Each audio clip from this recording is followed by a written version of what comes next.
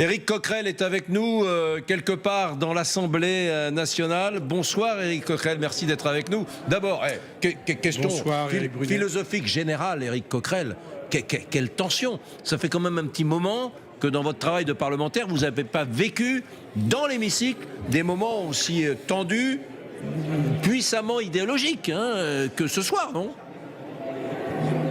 Oui, enfin depuis la réforme des retraites, c'était quand même assez tendu aussi. Mais ce qui est vrai, c'est qu'on est dans un moment de bascule.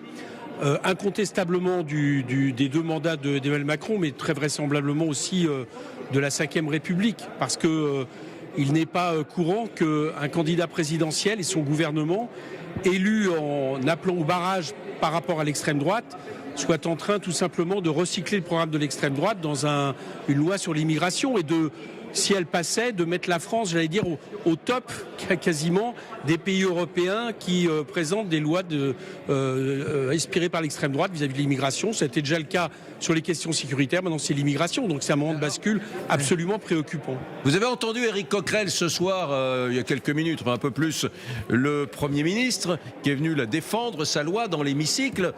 Moi qui suis un garçon influençable, il m'a complètement changé, parce que je vous avais entendu dans l'après-midi, je me disais, alors la France insoumise nous explique que c'est le retour de la droite Le Pen, Jean-Marie ou Charles Pasqua. Donc, et puis lui a expliqué, a interpellé Marine Le Pen, Gérald Darmanin, en disant mais finalement Madame Le Pen, en me soutenant, vous allez voter la régularisation de 10 000 immigrés, etc. Il a expliqué à Marine Le Pen que sa loi était profondément humaniste et de gauche. Alors Monsieur Coquerel, je ne sais plus quoi penser, moi. Elle est de gauche ou de droite, cette loi ? Lisez le texte, Éric Brunet. Je sais que vous suivez la vie politique avec attention, quelle que soit après votre position sur la loi, mais vous savez très bien comme moi que la préférence nationale, c'était l'apanage du programme, même du Front National d'ailleurs. La remise en question du droit du sol, c'est l'apanage du programme du Front National. La déchéance de nationalité, c'est le programme du Front National. La remise en question de l'universalité des allocations familiales, c'est le programme du Front National. C'était pas le programme des partis démocratiques jusqu'à maintenant. Donc le Front National a raison quelque part de penser que Monsieur Darmanin, pour des raisons politiciennes, on aura compris pourquoi, dit vouloir refuser ces voix, mais que tout simplement il est en train d'adopter leur programme. Donc moi ça m'importe. Routel-Krief rappelle que ça fait partie d'éléments programmatiques qu'on retrouve dans la droite classique. C'est des éléments programmatiques qu'on retrouve aussi dans la droite classique, qui maintenant souhaite maîtriser les flux migratoires depuis longtemps. J'ai une question à vous poser. J'entends beaucoup, moi, à droite à gauche, mais finalement, la gauche, à part protester sur ces questions-là, n'a pas su répondre à cette demande de protection essentielle souhaitée par les Français depuis des décennies, la maîtrise des flux migratoires. Il y a des démocraties européennes, occidentales, où la gauche, plutôt social-démocrate, a compris qu'il était crucial de maîtriser davantage les flux migratoires. On a l'impression qu'à gauche, chez nous, c'est un sujet tabou. On dit mon Dieu, surtout pas, au contraire, voilà. Donc vous avez eu un peu cette image de gauche open bar. Est-ce que c'est usurpé ou pas ?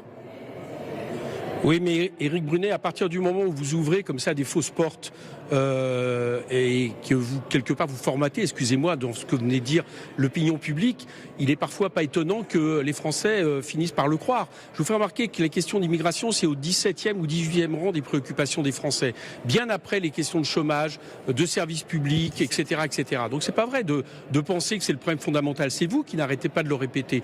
Deuxièmement, contrairement à ce qu'on peut croire, la France n'est pas aujourd'hui un grand pays d'immigration en Europe. C'est pas vrai. On est très largement en dessous de la moyenne dans le nombre de pays de migrants qui arrivent. Et alors là, très en deçà, par exemple, de l'immigration dans les pays du Sud. Donc je dis une chose. Il faut, si on veut traiter de manière réelle, non démagogique, réaliste la question de l'immigration, d'abord il faut arrêter de penser qu'il y aurait une vague migratoire. C'est pas vrai. On sait même qu'on n'a même pas assez de migrants légaux. Je me permets juste pour relancer l'échange. Vous avez sans doute raison, mais il y a eu ce matin un sondage diffusé par nos confrères de Radio Classique avec les Échos qui nous dit que pour les Français, c'est la deuxième préoccupation nationale pour 45% des Français, si ma mémoire est bonne. Donc je suis plus certain qu'aujourd'hui, la question des flux migratoires, ce soit la 17e préoccupation des Français. J'ai vu des sondages jadis qui disaient ça, mais franchement, nous, quand on fait notre métier, on se rend compte quand même que beaucoup d'électeurs de gauche, souvenez-vous de ce sondage qui disait il y a 2-3 ans que 51 ou 52% des électeurs de Jean-Luc Mélenchon considéraient qu'il y avait trop d'immigrés en France. Je ne voudrais pas me tromper, mais c'était de cette nature-là. Vous savez bien que c'est un sujet dont vous auriez dû vous emparer, vous aussi. Non, mais n'auriez dû nous en parler, excusez-moi, mais ça fait 22 lois qui sont à peu près sur le même acabit, là, même si cette fois on passe à un niveau supérieur depuis 30 ans. Qui prétend régler ce qui serait le problème de l'immigration en France. Alors, ça ne l'a absolument pas réglé, et surtout, ça ne le règle pas, parce que le problème de ce pays, c'est l'accueil de l'immigration. C'est ça le problème majeur. Et excusez-moi encore de redonner des chiffres. Nous n'avons pas trop d'immigrés dans ce pays, ce n'est pas vrai. Nous avons par contre un problème d'accueil, soit parce qu'on fait les gardes-barrières des Anglais au Touquet, donc ça fait des gros problèmes dans la région de Calais, soit parce que on n'a même pas, par exemple, à Paris, un seul centre d'accueil digne de ce nom pour des hébergements d'urgence et autres. Mais encore une fois, il est faux de dire que cette vague migratoire existe. Et vous remarquerez même d'ailleurs que très souvent, les gens qui évoquent en premier lieu le problème de l'immigration sont des gens qui habitent dans des départements où il y en a très peu. Mais à force d'entendre ce genre d'ancienne qui reprend sans arrêt, on finit par le croire. Donc je vous le dis, la politique réaliste, ouais. ça serait celle, excusez-moi, je termine là-dessus, ça serait celle qui consiste à dire il faut regarder l'immigration dans toutes ses facettes, considérer par exemple, et c'est pourquoi nous demandons la régularisation de tous les travailleurs sans papier, que nous avons besoin en réalité de main-d'œuvre immigrée dans ce pays et de manière économique. C'est pas nouveau, c'est souvent en France. Qu'il faut aussi régler les causes de départ de l'immigration. Sans ça, on ne réglera pas les questions qui poussent des gens à risquer leur vie en Méditerranée pour des raisons économiques, climatiques, etc. Donc voilà ce qu'on dit. Tout le reste, Merci Éric Coquerel. Ça n'a qu'une chose depuis des années, à faire progresser l'extrême droite. Merci Éric Coquerel.